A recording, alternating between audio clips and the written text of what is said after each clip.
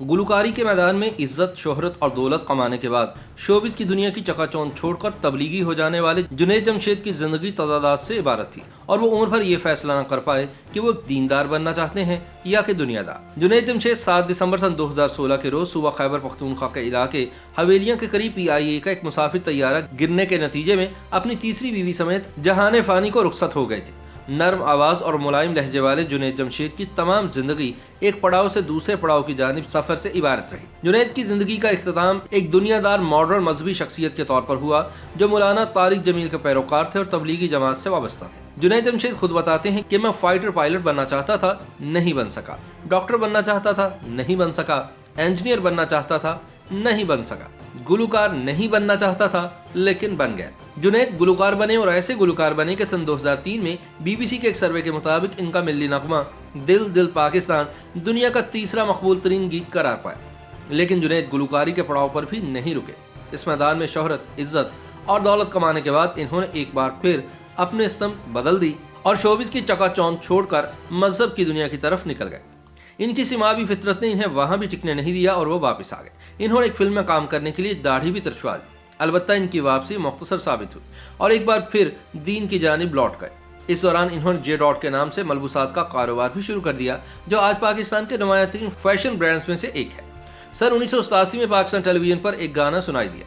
4 लड़के खुली जीप में बैठकर एक सब्जाजार में आते हैं और गाना शुरू कर देते हैं। इन्हीं के दरमियान सब शर्ट और सफेद पतलून में मलबूस एक दुबला पतला नौजवान भी है जिसकी आवाज धीमी और मुलायम है, लेकिन इसके बावजूद आवाज, शायरी, मौसीकी और इन सब से बढ़कर कुछ ऐसा जोश जज्बा है कि सारी चीजें मिलकर ऐसी केमिस्ट्री पैदा करती हैं कि यह गाना मुल्क के हर दिल में धड़कने लगता है। आज दिल दिल पाकिस्तान को मुल्क का दूसरा कौमी तराना समझा जाता है। इसकी मकबूलियत का मुंह बोलता सबूत ये है कि बॉलीवुड ने दिल दिल हिंदुस्तान के रूप में मक्खी पर मक्खी मारने में ज्यादा देर नहीं लगाई। जुनैद जमशेद गुलकारी की तरफ मंसूबाबंदी से नहीं आए थे। उन्होंने एक इंटरव्यू में बताया कि उन्होंने गुलकारी अपने भाई हुमायूं की वजह से शुरू की। जुनैद जमशेद के बकौल मैं गिटार बजाता था, वो गाना गाता था। जब वो नहीं होता था तो मैं उसके गानों की रिकॉर्डिंग मुसलसल सुना करता था और साथ साथ गाता भी रहता था। इसी तरह मैं भी गाने लगा, हालांकि उसकी आवाज मुझसे कहीं अच्छी है। उसी जमाने में इसी इत्तफाकिया गुलकार पर मौसीकार रोहेल हयात की नजर पड़ गई, जिन्होंने जुनैद को अपने साथ गाने की दावत दी। बकौल इनके मुझे शुरू में ही बेहद तख्लीकी गिरोह मिल गया जिसमें सलमान अहमद, रोहेल हयात, शहजाद, नुसरत हुसैन और रिजवानुल हक शामिल थे। मैं इन सबको अपना गुरु मानता हूँ। इस गिरोह की सोहबत में जुनैद जमशेद की वो तरबियत हुई जिसने नामवर मौसीकार सोहेल राना को ये कहने पर मजबूर कर दिया कि मैंने अपने प्रोफेशनल जिंदगी में तुम जैसा फिनोमिना नहीं देखा। इन नौजवानों के कायम करदा म्यूजिक बैंड को बड़ी आसानी से पाकिस्तान का मकबूल तरीन म्यूजिक बैंड कहा जा सकता है, लेकिन जुनैद की फितरत में करार नहीं था। वो कहते हैं कि तमाम तर इज्जत के बावजूद मुझे अंदर से कमी का एहसास सताता रहता। इनकी ये कमी तबलीगी जमात के मौलाना तारिक जमील के हाथों पूरी हुई और जुनैद सब कुछ छोड़कर दीन इस्लाम की आफाकी तालीमात की जानिब मायल हो गए। अब जो जुनैद सामने आया तो सब उन्हें देखकर चौंक गए। चेहरे पर क्लीन शेव की बजाय स्याह दाढ़ी थी, तन पर जीन्स और शर्ट की बजाय कुर्ता और हाथों में गिटार की बजाय तस्बीह और मुंह पर रोमानवी गीतों की बजाय हमदोनात। इनके गुरु शोएब मंसूर ने इन्हें वापस लाने की बड़ी कोशिश की और इसमें किसी हद तक कामयाब भी हुए, लेकिन जुनैद का दिल अब ग्लैमर की दुनिया से भर चुका था। इस बात ने शोएब को इस कदर सीख पा किया कि इन्होंने इसी मौजू को अपनी पहली फिल्म खुदा के लिए में भी छेड़ा।